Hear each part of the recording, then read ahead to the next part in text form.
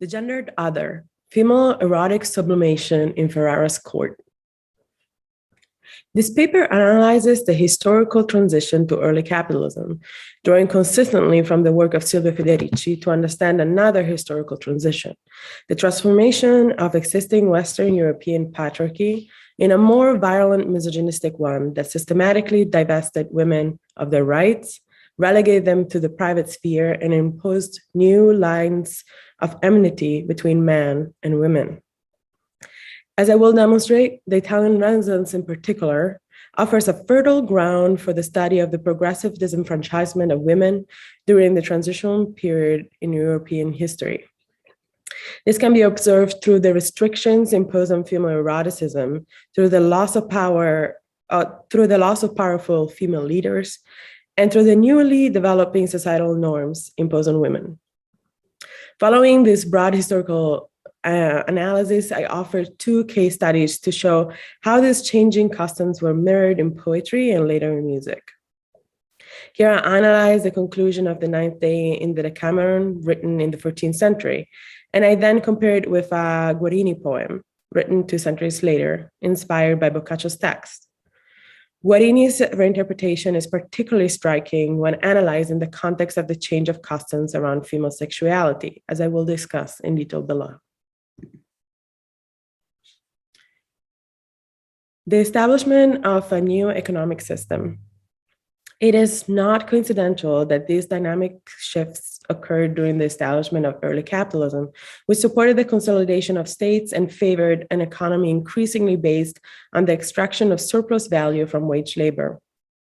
This change did not happen organically. Rather, it was enforced through strict new laws that deprived people of their access to land and to their traditional means of subsistence.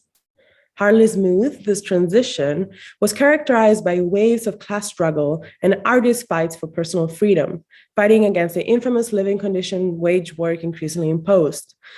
At the epicenter of these battles were often women who were excluded from many of the guilds they had traditionally occupied and were also deprived of their reproductive autonomy. For these reasons, women played major roles in denouncing social hierarchies, private property, and the accumulation of wealth within the heretical movements that arose during period in opposition to the consolidation of the power of the state and the church, the new merchant class, and the church. Silvia Federici demonstrates how the Crusades and the creation of the Holy Inquisition represented a desperate attempt from the church and the state to suppress these movements of opposition. You can see the book on the right side. In addition to persecuting heretics, the Holy Inquisition was also in charge of finding the so-called witches, women and some men who were leaders of the rebellion or who were practicing traditional ways of healing. Totally out of control, these hunts developed in a genocide that erased women from cultural participation and destroyed their social status. Federici argues that the witch hunts constituted a political scheme enforced by the state to silence female leaders. Heretics and healers presented a threat to the new system of wage labor. She demonstrates how the witch hunts were deeply interconnected with anti-abortion laws that forced mostly low-class women into reproductive labor. The association between contraception, abortion, and witchcraft first appeared in the Bull of Innocent VIII in 1584, which complained that, quote, by their incantations, spells, conjuration, and other accursed superstition and horrid charms, enormities, and offenses, witches destroy the offspring of women. They hinder men from generating and women from conceiving. When neither husband with their wives nor wives with their husband can perform their sexual acts. By the end of the 1500s, women who lost a child naturally or who did not conceive children could be convincingly accused of witchcraft and infanticide, both of which resulted in atrocious deaths, such as being burned alive or caged and drowned after being tortured for days. How did this economic and political changes affect aristocratic women? To respond to this question, we need to go back a couple centuries. Did women have a renaissance? John Kelly examines women's progressive loss of freedom and autonomy within the Italian courts between the 1350s and 1530s. She argues that the perhaps surprising degree of sexual autonomy afforded to noblewomen in this period was grounded on the fact that women were allowed to own and inherit property, which under feudalism also enabled them to wield political power. Kelly explains how women's desire for lovers and thus their sexual and affective needs originally coexisted with the aristocratic need for political and mostly prearranged marriages, and was not only tolerated, but even encouraged. This is evident in the courtly love poetry of the troubadours, which had at its center women's erotic pleasure. Quite interesting, and not coincidentally, at this time it was believed that women had to have an orgasm in order to conceive, just like men did. Kelly reveals a counterintuitive way of thinking about women's position in medieval times. We are generally conditioned to think of history as a progressive teleological narrative with rights and freedoms slowly won over time, such that we tend to assume earlier periods were always more progressive than later ones.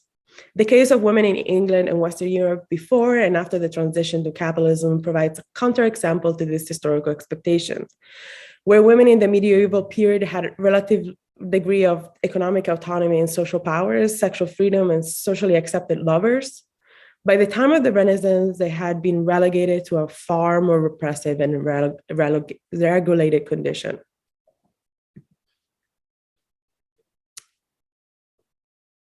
Sexual politics and gender antagonism. In the 15th century, the church and the state worked to establish new laws that unleashed waves of misogynistic violence that ultimately affected the condition of women in all classes of society. Rape, which had been illegal for centuries, was decriminalized during this period, both in France and Italy, allowing groups of men to enter in women's homes, especially those who were unmarried or had lost their fathers, drag them into the street and rape them without any consequences to their reputation while destroying women's social status.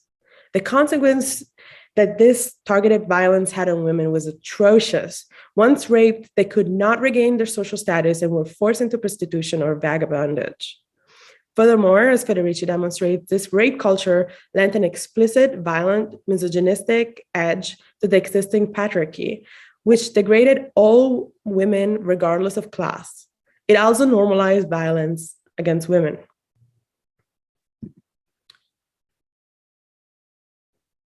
Female submission in Renaissance Italy.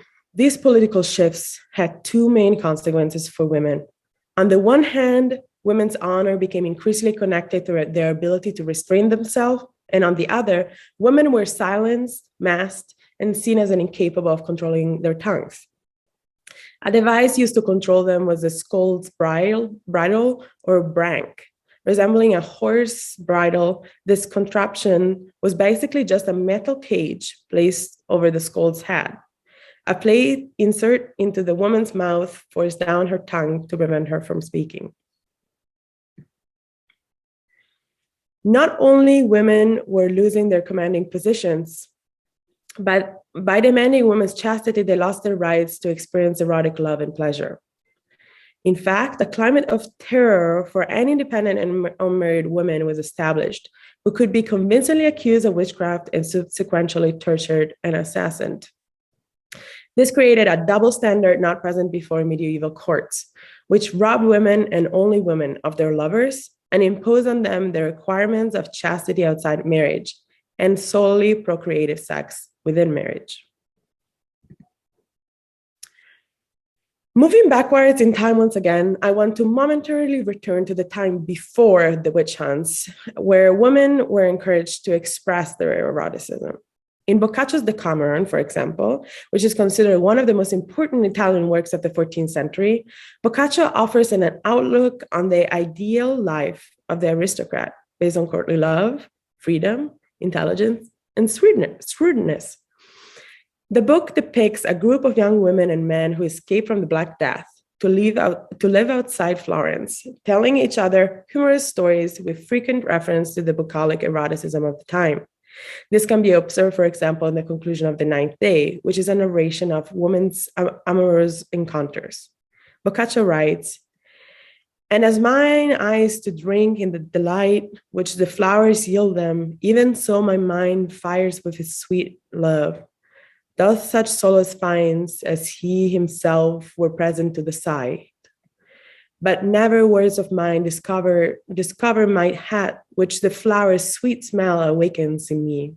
Witness the true tale that my sight repeat. And the sighs never come out of my chest like those of other women, harsh and grave. They instead come out warm and pleasant and flow towards my love.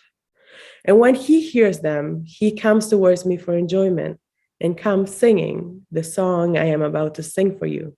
Come, so I might not despair."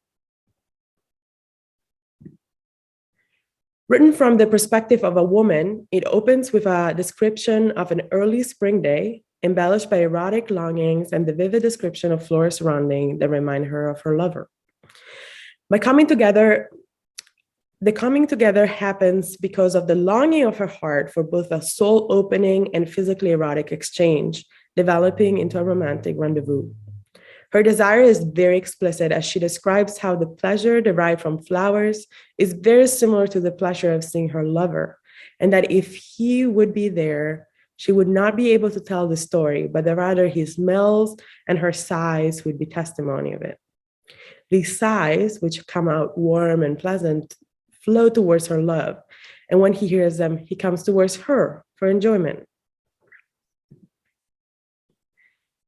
Before digging into history once again, I want to read this madrigal and then play it for you. Inspired by the text I just read, yet written 200 years later, this madrigal tells a similar and yet remarkably different story. As we will see, the difference between the two texts mirror the changing customs of women eroticism, indeed on sexuality in general, that characterized this historical transitional period. Guarini writes, and I will read the translation. "I am a young girl, and I laugh and sing to the new season. Thus sang my lovely shepherdess, when my heart suddenly spread its wings like a bird. All lightness and laughter, it sang in this way. I am also a young man, and I rejoice and sing to the more beautiful spring of love that blossoms in her eyes." And she said, "Flee if you are wise, the passion, flee in the beams of this spring will never be for you." It is quite remarkable how the erotic amorous desire that in the Decameron was depicted as female becomes male in Guarini's poem, without leaving a trace of the original erotic longing and invitation. Instead, here it is the man who rejoices in the beautiful spring of love, and her, rather than accepting the invitation, rejects him with a curse. "Flee in the beam of this. Spring will never be for you." In other words, whereas Boccaccio's lady was free to fantasize about her lover, while being very explicit in her erotic and warm invitations, Guarini's woman not only doesn't say anything about her longings, but she pushes the man away, establishing her chastity, purity, and superiority in front of his nefarious sexual desires. All of this, I argue, reflect the newly established expectation that women should guard their chastity, and two, the spectacle of a woman essentially placing intimidating course on a man. Before playing the piece, I want to point out a few things. There are several things to consider about this madrigal. First of all, the voice proceeds for permutation and are very close in the register without following the traditional hierarchy. They alternate who is the higher register. This is quite unusual, given that generally in the music of this era, the soprano is in the highest peak and the alto stays in a lower register. Secondly, the music texture presents a lot of temporal freedom, with flourished intensification at the end of each phrase. The piece becomes with a solo soprano accompanied only by harpsichord.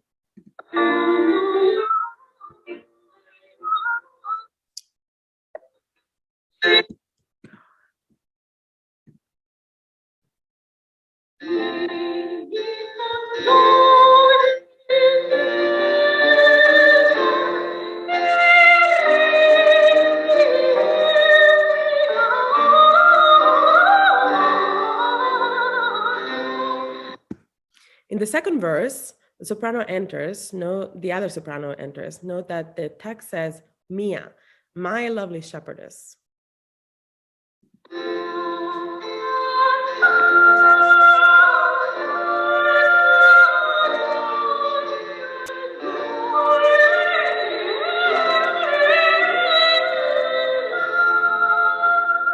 You can note how the voices really, really rub against each other, very, very close together, and really intertwine in the following section, because the voice start chasing each other, imitating in music or expressing in music the theme of, the theme of love and chasing each other and being with each other.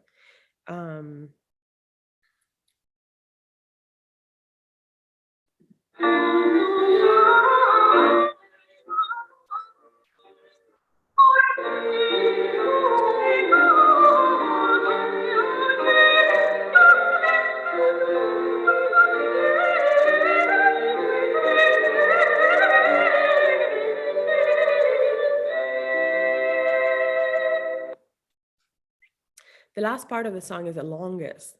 These two verses, flee if you're wise, the passion, flee in the beam of this, spring will never be for you, really represent the core of the song. The lady, here it is the lady who talks and intimidates a man. The music emphasizes the word ardore, passion, with a long temporal extension and an eroticized chromatism and a juicy dominant seventh, followed by an increasingly emphasis on the word fuggi, flee, all of which are repeated several times, emphasizing the importance of them, leading into the erotic musical sublimation of the melismatic final cadence.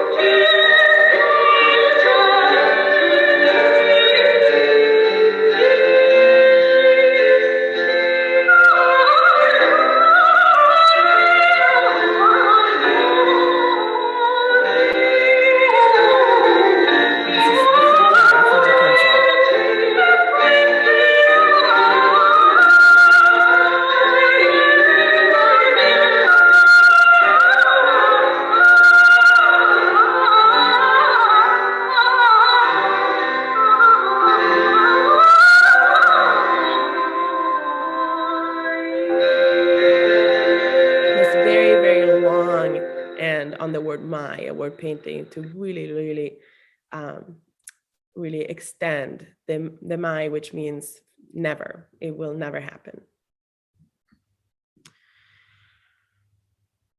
Given that these pieces were performed by women, it is very likely that they offered a momentary escape from the customary, a space in which their eroticism could be expressed, if not in their private lives, at least through their musical endeavors. It is important to note that whereas this recording is following the score note by note, it was customary practice to improvise wildly on these tunes and really bring out one's virtuosic nature as a singer. What remains of this musical practice is Luzzasco's publication of the Madrigal, Madrigali. The collection offers only a glimpse of the musical body performed at the time, all of which was played within the courts of Ferrara, Italy, between the 1580s and the late 1590s. Now that I have introduced this piece, I want to return to the historical context of this music, introduce the famous female performers who play this kind of music, and talk a bit of its origin, performance practice, and cultural consequence in Italy and beyond. Throughout the 16th century, Ferrara became quickly renowned for its female ensemble, which was put together by Alfonso II d'Este in an attempt to maintain musical excellence at the court. Even though he held an absolute policy of secrecy, his ensemble stirred the curiosity of the courts, leading even to episodes of espionage. By the mid-16th century, Ferrara was exceptional for its avant-garde and esoteric musical practices. These new styles were mostly shaped by the female singers led by the San Vito convent maestre, as well as Luzzasco-Luzzaschi, who entertained the Duke and Duchess for many hours every day. In 1579, Livia d'Arco, Laura Peverara, and Anna Guarini, namely Il Concerto delle Dame, established a new level of excellence, performing virtuosic singing while accompanying themselves on the lute. Il Concerto delle Dame and their very private performances were pursued to encourage Margherita and Alfonso's erotic desire and ability to procreate. Each day, the three singers, most often accompanied by Luzzaschi, offered long hours of vocal performances, which became increasingly refined, obtaining unprecedented levels of virtuosity, both in terms of speed and range.